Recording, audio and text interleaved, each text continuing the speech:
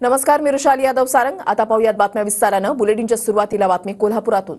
कोल्हापूर जिल्ह्याला पुराचा धोका निर्माण झालाय। पंचगंगा नदीची पाणी पातळी 47 फुटांवर पोहोचली आहे। कुरुंदवाड आणि औरवाड गावाला पुराचा फटका बसलाय। कोल्हापूर रत्नागिरी मार्गावरील आंबेवाडी गावाजवळ पुराचं पाणी आलेलं आहे। एनडीआरएफचं पथक आंबेवाडीमध्ये पोहोचलेलं आहे। कोल्हापूरच्या विनस चौकामध्ये आता पाणी साचायला सुरुवात झालेली आहे।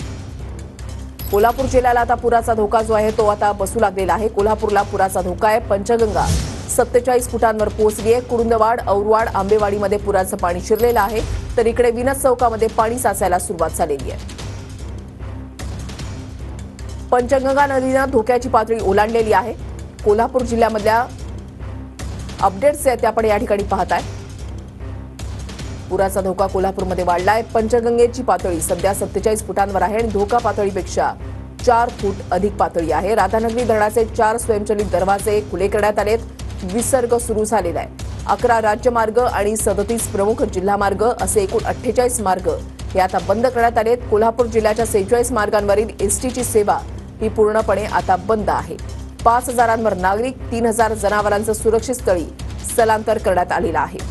कोल्हापूर जिल्ह्यामध्ये 10 दिवसांमध्ये सरासरी 63,512 मिलीमीटर पाऊस झालेला आहे। भूषण पाटील आमचे प्रतिनिधी आता अपडेट्स देतील। भूषण, नक्कीच कोल्हापुरात गेल्या 8 ते 10 दिवसापासून जो काही जोरदार पाऊस कोसळतोय त्यामुळे कोल्हापुरात महापुरासारखी परिस्थिती आहे ती निर्माण झालेली आहे। आपल्याला माहिती आहे पंचगंगा नदी आता 47 फुटांवरून वाहते म्हणजे धोका पातळीपेक्षा 4 ते 5 फुटांवरून पंचगंगा नदी सध्या वाहते आणि त्याचे परिणाम आता दिसायला सुरुवात झालेले आहे। काल कोल्हापूर शहर आणि परिसरातल्या सकल भागामध्ये पाणी शिरलं होतं, मात्र आता हेच पाणी कोल्हापुरातल्या प्रमुख चौकांमध्ये देखील येताना आपल्याला पाहायला मिळतंय। मी आता विनस कॉर्नर चौकामध्ये आणि इथली दृश्य आपण बघू शकतो। विनस कॉर्नर चौक परिसरामध्ये जवळपास 7 ते 8 फूट पाणी आपल्याला या ठिकाणी पाहायला मिळतंय। या विनस कॉर्नर चौकाकडे येणारे 3ही रस्त्यावर आता पाणी साचलेलं आहे आणि एकूणच आपण बघतोय कोल्हापुरातील एकूण पूर परिस्थिती जी आहे ती गंभीर होतानाचं चित्र हळूहळू पाहायला मिळतंय। आपण जर बघितलं तर राधानगरी धरणातून अजून देखील पाण्याचा विसर्ग सुरू आहे। 4 दरवाजातून जवळपास 6000 क्युसेकचा विसर्ग भोगावती नदीमध्ये होतोय। त्यामुळे या पंचगंगा नदीच्या पाणी पातळीमध्ये अजून देखील वाढ होणार आणि पर्यायानं या चौकामध्ये देखील अजून पाणी वाढण्याची भीती जी आहे ती व्यक्त केली जाते।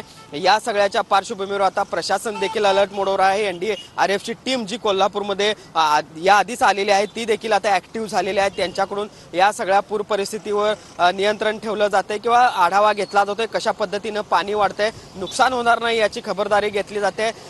जिल्ह्यातील अनेक जिल्हा आणि राज्य मार्ग जे आहेत ते देखील आता बंद झालेले आहेत आणि त्यामुळे हळूहळू कोल्हापूरला महापुराचा फटका पुन्हा एकदा बसतोय अशा पद्धतीची परिस्थिती आहे ती निर्माण झालेली आहे। आपल्याला मध्ये 2019 असेल, 21 असेल आणि त्यानंतर आता 2024 ला तशाच पद्धतीची परिस्थिती जी आहे ती कोल्हापूरमध्ये आपल्याला पाहायला मिळते। नक्कीच धन्यवाद भूषण दिलेल्या सविस्तर माहितीसाठी। अपडेट सातत्याने तुमच्याकडून जाणून घेणार।